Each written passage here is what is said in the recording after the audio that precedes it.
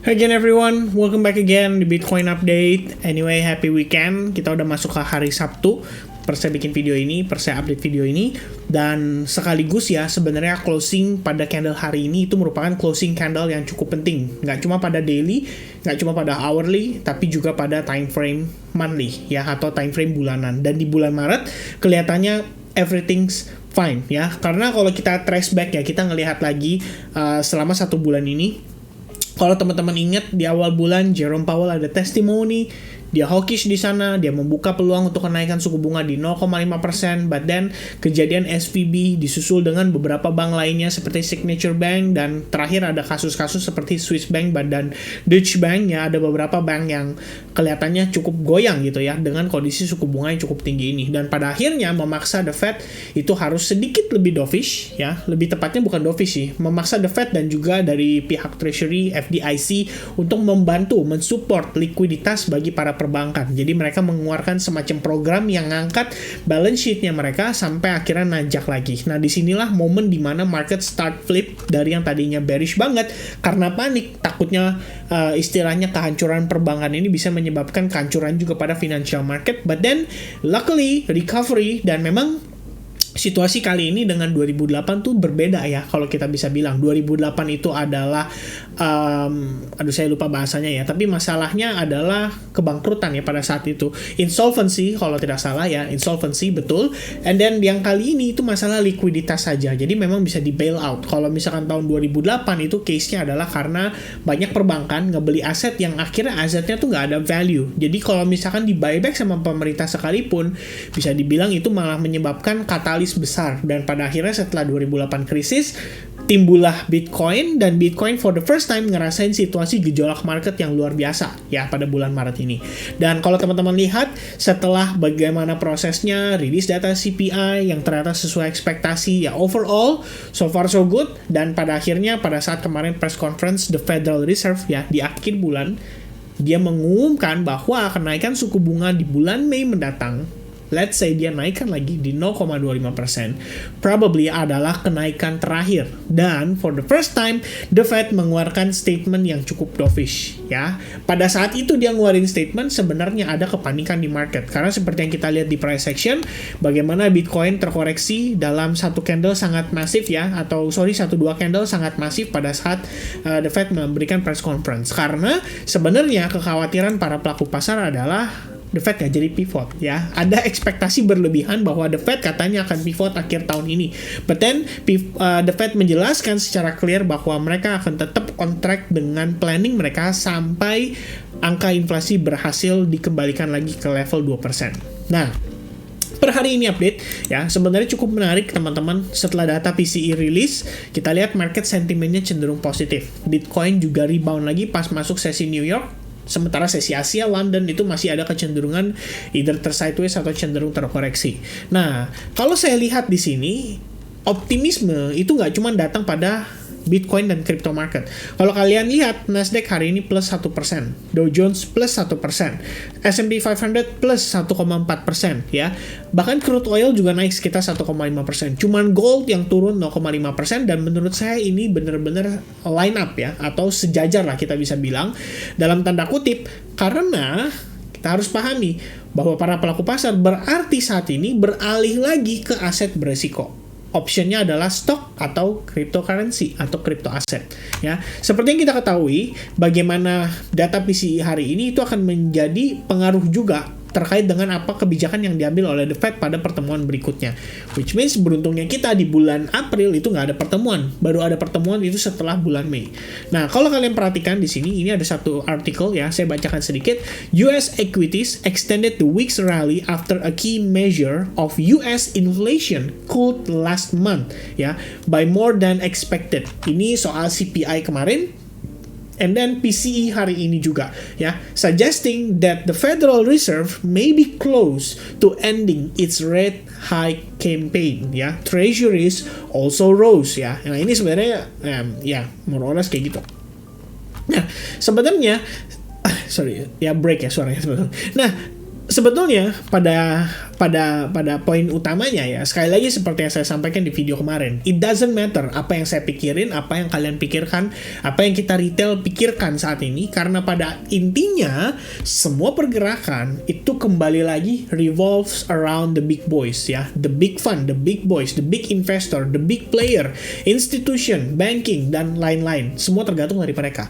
Gimana mereka menilai kondisi fundamental saat ini. Gimana mereka menilai data yang rilis hari ini. Nah, poin utamanya ada di sana. Dan kita di sini sebagai retail hanya bisa melihat aja reaksinya seperti apa, dan kemudian kita bisa follow up pada posisinya. Ya, saya kira seperti itu teman-teman sekalian. Mudah-mudahan cukup jelas dengan ya bagaimana rilis data PCE hari ini bisa mempengaruhi market dengan begitu signifikan. Nah, satu poin lagi adalah menurut saya bulan ini ya, ini adalah kondisi yang cukup positif ya. Jadi kalau tadi saya lihat lagi di artikel ya di sini, kalau kita lihat ya, Bitcoin ya was set to end its best quarter since March 2021 with a gain of about 70%. Jadi so far bulan ini adalah bulannya Bitcoin ya. Banyak orang sebenarnya percaya bulan Maret itu cenderung bearish.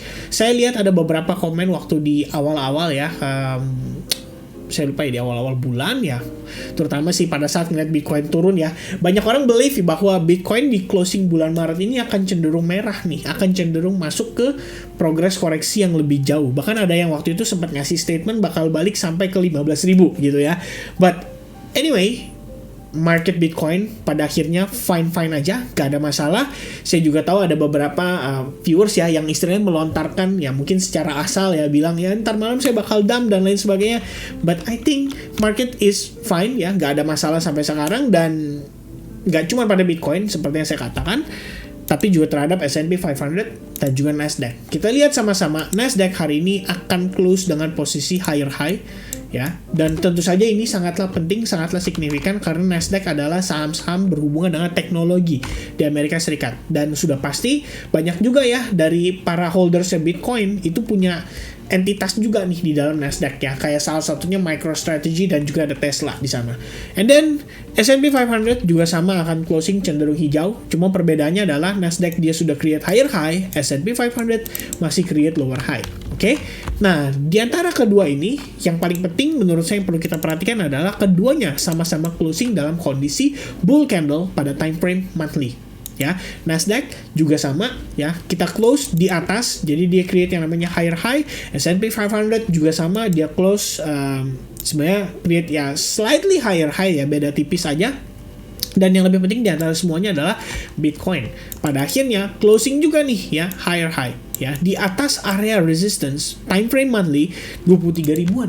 Ya, jadi kalau teman-teman realize maybe Bitcoin for the first time sejak bulan kapan ya, terakhir bulan Juni 2022, akhirnya kita berhasil loh untuk close lagi di area yang cukup tinggi ya, dan area tersebut adalah area yang sudah lama tidak kita claim semenjak terakhir di bulan Juni 2022 ya. Setelah itu kita ngelihat kapan lagi Bitcoin berada di level saat ini ya, baru sekarang kan. At least dalam beberapa hari terakhir kita ngelihat Bitcoin cenderung sideways, which is ini adalah a good sign bahwa Bitcoin buyers kemungkinan mempertahankan area ini dan mencoba untuk create base. Nah, seperti yang saya katakan kemarin juga, kalau misalnya kita ngelihat let's say market pullback pun it's okay ya, nggak ada masalah. Dan probably karena kita baru masuk bulan April awal ya, mungkin aja itu bisa men-trigger pergerakan untuk terpullback terlebih dahulu. Dan level 25.000 masih menjadi area potensi support level berikutnya untuk Bitcoin. Karena kalau kita mau lihat market create yang namanya higher high, higher low, ya at least kita butuh higher low-nya dong untuk mengkonfirmasi bahwa market ready untuk push to higher level. Oke? Setidaknya seperti itu. Jadi saya bukan bilang bahwa market akan pullback, but at least kalau teman-teman tahu nanti akan terjadi pullback, kalian bisa menilai lah ya, anggapannya ini adalah bagian dari proses koreksi yang dibutuhkan oleh Bitcoin. Alright, so far untuk time frame daily kita ngelihat market hanya cenderung sideways. Oke, hanya cenderung sideways saja dan bertahan di atas exponential moving average 8. Meanwhile, kalau teman-teman pay attention terhadap video Bitcoin terakhir, kita sempat bahas ya, dimana pada prosesnya saya pikir market Bitcoin itu bisa create yang namanya higher high higher low sequence ya. Jadi kalau kita compare momentum, yang pertama selling pressure sangat signifikan, yang kedua selling pressure butuh 3 wave, yang ketiga nih apakah kali ini akan berbeda, apakah yang ketiga itu adalah lucky charm Maksudnya apa lucky charm? Yang saya maksudkan adalah yang ketiga, kita bisa mendapatkan konfirmasi yang dibutuhkan untuk Bitcoin yang namanya create new higher low level. Ya, jadi kita lihat mungkin pergerakannya cenderung membentuk higher high higher low sequence, and then pada akhirnya as you can see kita bakal retest ke level $30.000 ya, more or less seperti itu. Nah, sampai dengan posisi tadi siang kita belum tahu ya, sampai dengan tadi sore kita belum tahu. Tapi once kita masuk ke sesi New York, we see a rebound ya terjadi di sana, kemudian falling wedge-nya yang terbentuk di sini juga terjadi break, sehingga kita bisa katakan harga telah break dari falling wedge dan sekarang lagi berusaha untuk proses retest serta bertahan di atas exponential moving average 8 maupun 21 pada time frame 1 jamnya. Kalau kita lihat di time frame 15 menit sebetulnya kelihatannya tadi udah sempat ada break ya. Nah, more or less teman-teman bisa lihat kayak gini. Ya, it's a sign bahwa buyers kelihatannya sudah mulai make a move lagi. Dan pertanyaan berikutnya adalah, apakah kita akan kali ini berhasil close di atas 28.700 dan testing ke level $30.000? Ya, more or less seperti itu. Nah, teman-teman, sepertinya saya katakan kemarin juga bahwa kita ngelihat progres koreksi yang pertama dengan yang kedua itu dari segi momentum kelihatan sudah mulai ada pelemahan ya. Terlihat dari seberapa lama proses yang dibutuhkan. Nah, sementara saat ini lebih cepat lagi kayaknya ya. Setelah kita ngelihat progres koreksi hanya berlangsung selama lebih kurang 2 hari, hari ini didukung dengan data, didukung dengan para pelaku pasar, nggak cuma di crypto market tapi juga di US equities menunjukkan bahwa market cenderung positif. So kita bisa lihat di sini terbentuk yang namanya V formation. Kita ngelihat ada proses reversal yang cukup smooth terjadi di sana dan tergantung nih saat ini apakah harganya either itu dia bisa sideways untuk dia create base dan berhasil breakout lagi. Kalau misalkan itu yang terjadi, maka kita sama-sama tahu ya kira-kira proyeksi arah pergerakan ke depannya untuk Bitcoin itu dalam jangka waktu yang pendek bisa ngejar ke level mana. Nah, permasalahannya nih teman-teman, besok itu adalah weekend dan seperti yang kita tahu kalau weekend biasanya market akan cenderung less volatile. So, ya kita lihat dulu bagaimana pergerakannya di weekend. So far, time frame monthly cukup baik ya, nggak cuma pada Bitcoin, once again Nasdaq, S&P 500, all aset yang beresiko itu terlihat cukup menarik ya untuk para pelaku pasar.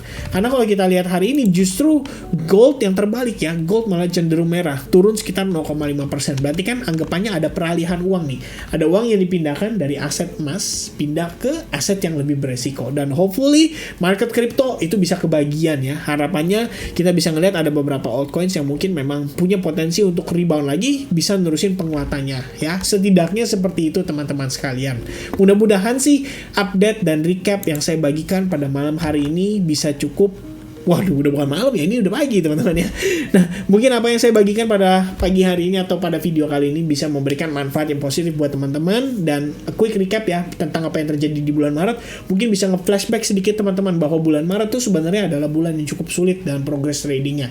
Terlalu banyak sentimen, terlalu banyak news, dan terlalu banyak campur tangan dari pemerintah juga. Jadi kita bisa bilang para pelaku pasar mungkin juga maju mundur ya, istilahnya galau-galau gitu. And oh ya, hampir lupa. Before kita end this video, make sure kalian mampir untuk nonton study time yang using momentum in trading. Di video tersebut, di live streaming tadi, itu seru banget. Kita ada ngebahas banyak hal, nggak cuma tentang kehidupan ya, tapi kita juga ngebahas tentang nggak cuma tentang technical analysis, tapi di situ kita ada ngebahas soal kedisiplinan, soal bagaimana menerapkan risk management yang baik dan benar, dan paling penting lagi ya, saya ada sedikit berbagi cerita saya juga di sana, supaya teman-teman punya gambaran ya, terkait dengan apa yang saya lalui dan apa yang membentuk saya seperti sekarang. Okay? So once again, thank you very much for having me in this video. I hope you guys share your likes button dan juga subscribe channel ini. Sampai ketemu lagi di update berikutnya. God bless everyone. Have a nice weekend for you guys and cheers. Bye-bye.